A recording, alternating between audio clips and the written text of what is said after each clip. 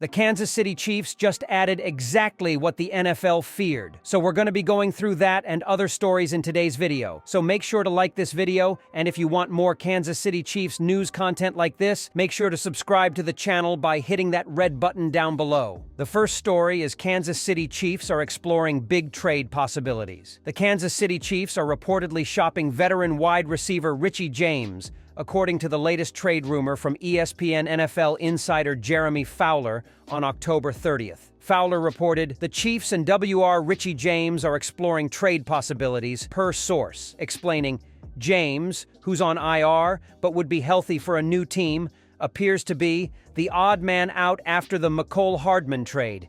James had 50 catches for 569 yards and 4 touchdowns for the New York Giants in 2022. The immediate reaction to this report was one of confusion.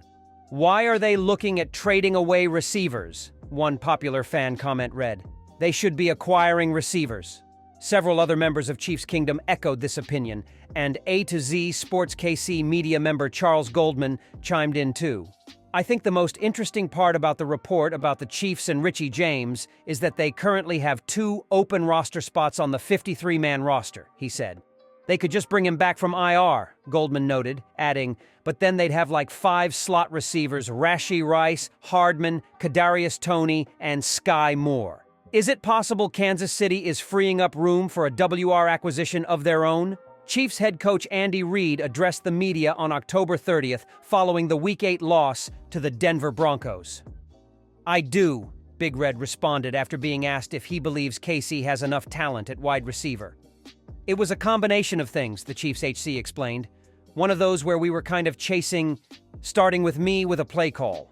Whether it was the play that was called was okay, but we had a breakdown in protection, whether the protection was good and the play was good, receiver dropped the ball, or we didn't make the right read from our quarterback side, or we were running a wrong route. It was one of everything," Reid summed up, reiterating that he had not seen these mistakes from this collective group of offensive players before. He also took responsibility once again, stating, "Somewhere I didn't get that point across to the guys." It remains to be seen whether or not the Chiefs actually believe they have the right pieces at wide receiver in 2023, or if that's just the story they're telling media and fans. Goldman wrote an article sharing some realistic WR trade options for the Chiefs ahead of the October 31st deadline. One of the names he mentioned was a player we've heard before, Marquise Hollywood Brown. "Brown is quietly a really good option for Kansas City from an on-field fit," Goldman began. Unfortunately, the reporter also acknowledged that the Arizona Cardinals playmaker is not a good fit from a financial perspective. The Cardinals would need to take on some of his 2023 salary, over $13 million, and that means the Chiefs would likely have to give up more draft capital than they want, he explained. On the flip side, he's been a trusted target for Josh Dobbs so far this season.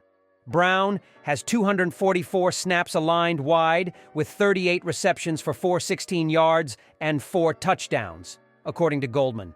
Shervin Fakimi of Clutch Points connected Brown to KC as well, voicing that the deal would make a lot of sense.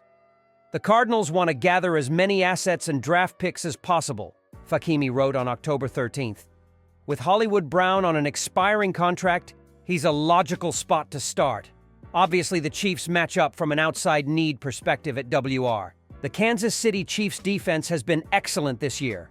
It entered Sunday's game against the Denver Broncos ranked 7th in the NFL in yards allowed and 2nd in points. In fact, the unit had not allowed more than 20 points all season. But that stout unit's run defense may be beginning to show cracks the last few weeks. In Week 6, the Broncos rushed 23 times for 115 yards. And then the Los Angeles Chargers rushed 26 times for 139 yards in Week 7. During Sunday's 24-9 win, the Broncos gained 153 rushing yards, which allowed them to control clock and keep Kansas City's explosive offensive off the field. The Chiefs had the ball fewer than 10 minutes the entire second half.